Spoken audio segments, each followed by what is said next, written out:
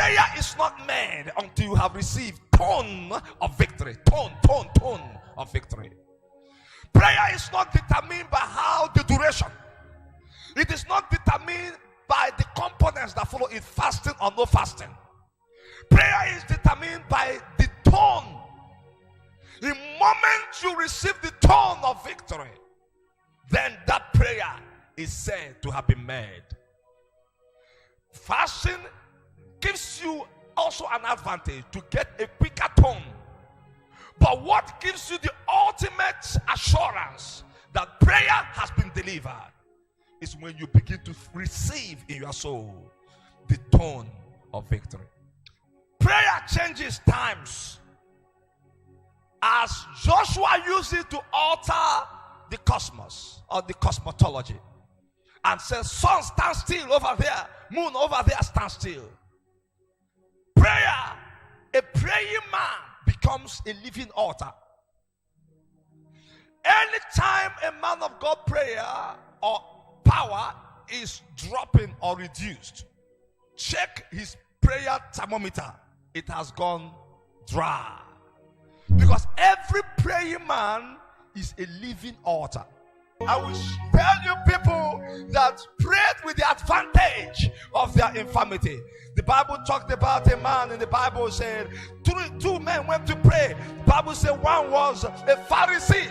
A Pharisee is a man who followed all the dictates of the scriptures according to the law of Moses.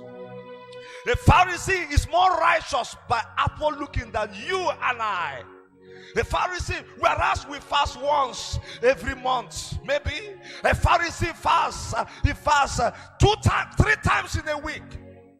The Pharisee leaves his beards to show piety. The Pharisee gives alms as a religious duty. The Pharisee is he keeps himself. The Pharisee does not touch things that die of themselves. So two went to pray. One was a Pharisee who is to be reckoned with at the strictest kind of religious observers. The Bible said the other one was a sinner. And the Pharisee knelt in the altar and said, Lord, you know who I am. Let me introduce myself to you. I am a Pharisee. Pharisee number so and so. I fast 3 times in a week. I give alms. I do. And he was giving all his CV, showing all his CV. Jesus said that the other man by the side had no CV. The only thing he had was infirmity. He hit his hand on his chest. Lord. When he looks at the perfection of the Pharisee, he saw he has no perfection. He had no argument. He has no merit. He had no merit at all. So he looked at the Pharisee. He looked at himself. All he could see was the infirmity of his imperfection. Then he bowed down and said, Lord, be merciful unto me. Jesus said that sinner left the temple more justified than the Pharisee. Today, you are going to receive justification to your prayers. I didn't hear a believing amen. You are going to receive justification to your prayers.